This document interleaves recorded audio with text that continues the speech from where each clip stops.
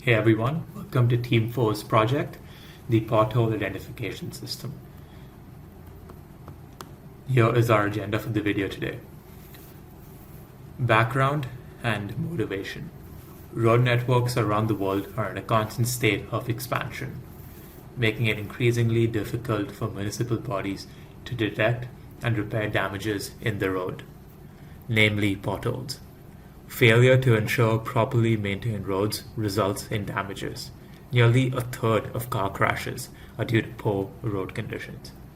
There are some commercially available products as shown in the slide. Street Bump is an app that uses accelerometer data on the phone to detect potholes and map them.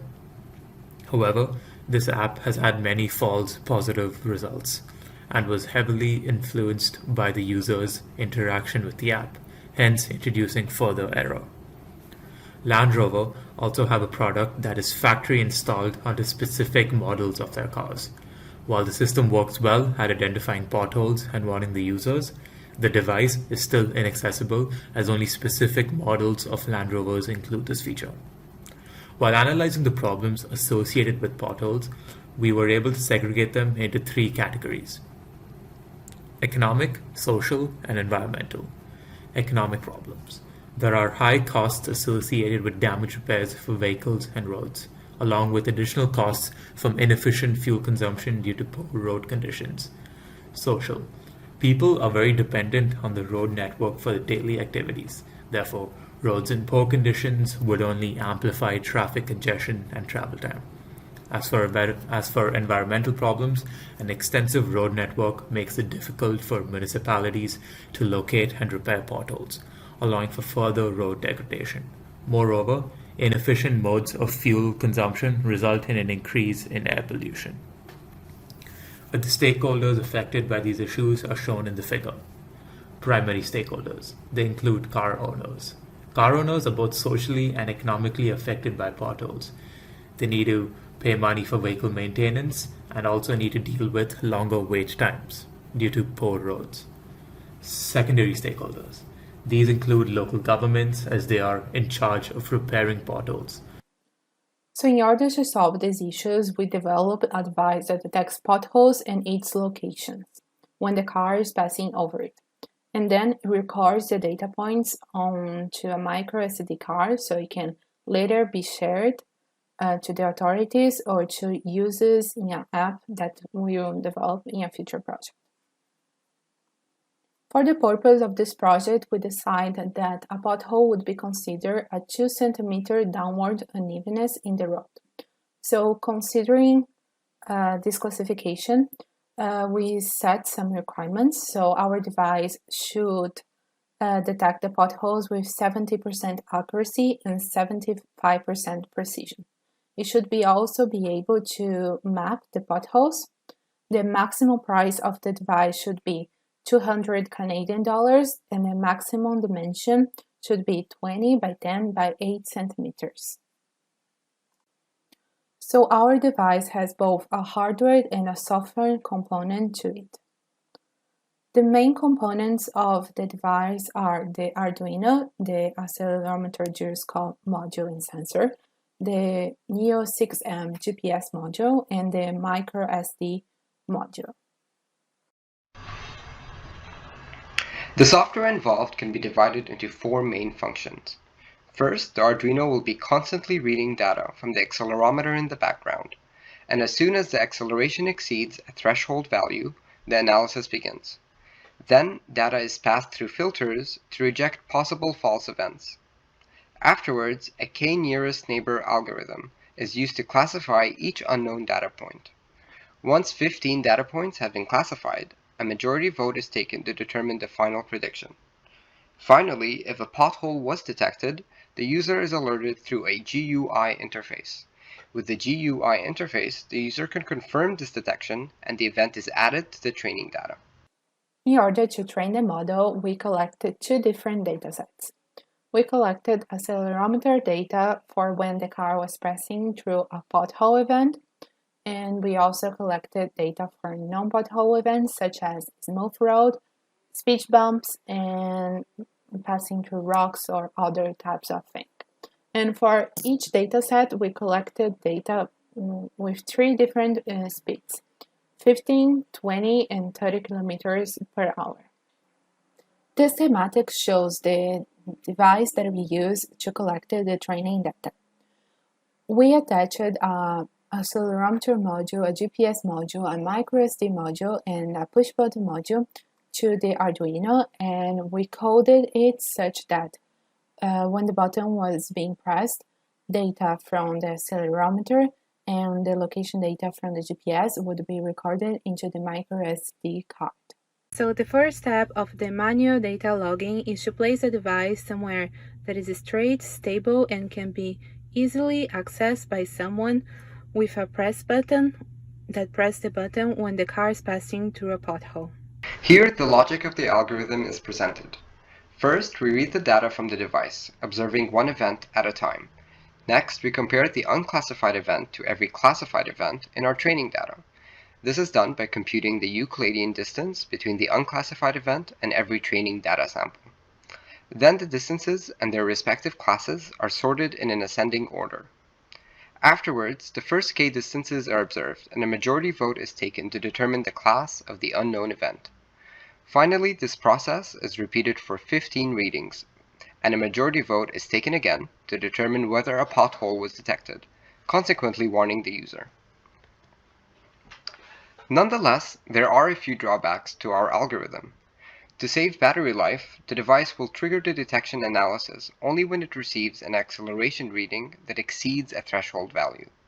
However, a fixed threshold will lead to missed events when the car travels slowly, since the acceleration readings will likely be less than the threshold. Similarly, a faster car speed will produce false alarms as most acceleration readings would exceed the threshold.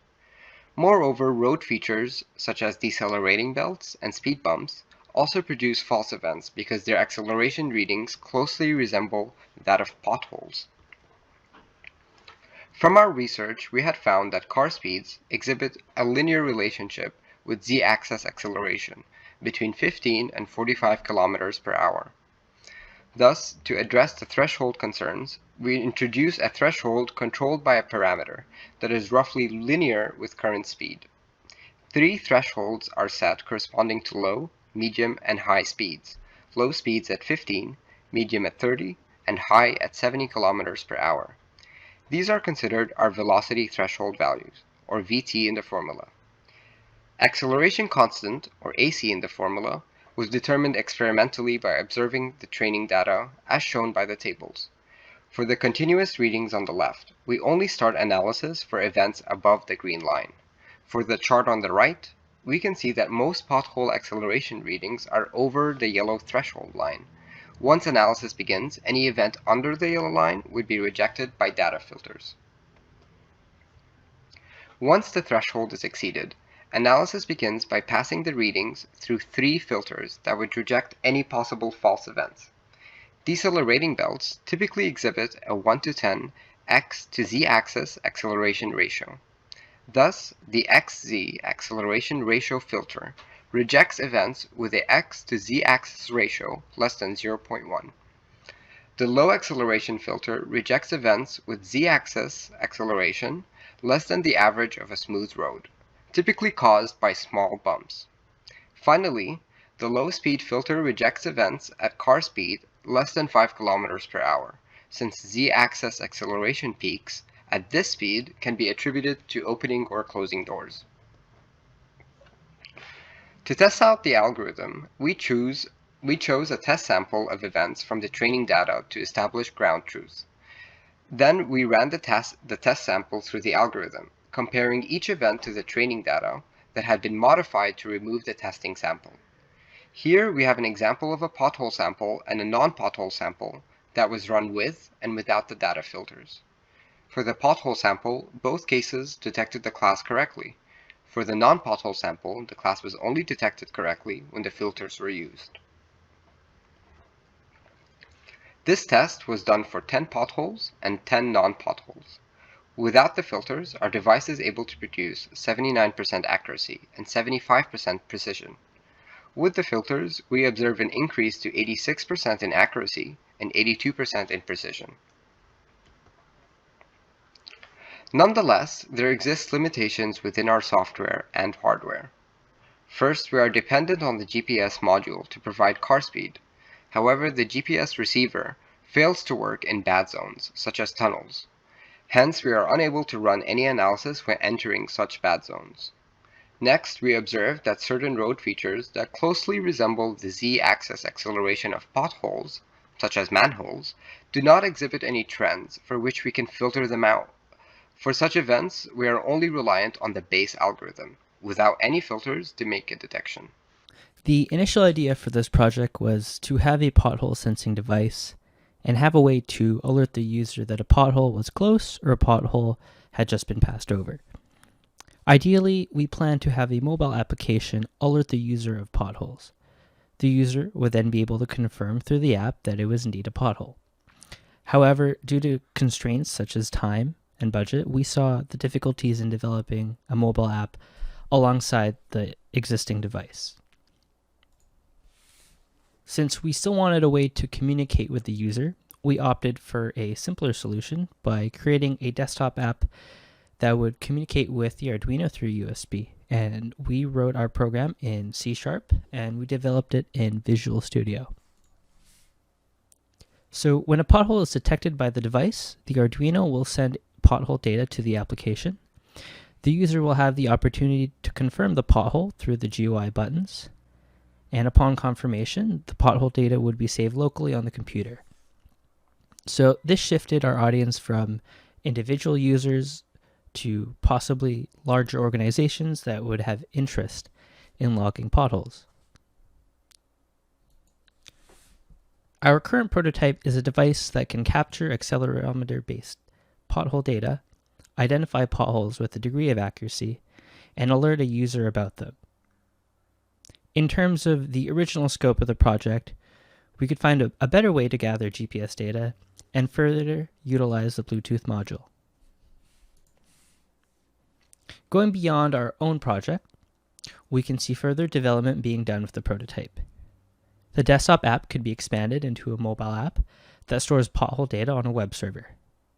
We could also find an alternative way to gather GPS data, possibly using mobile devices.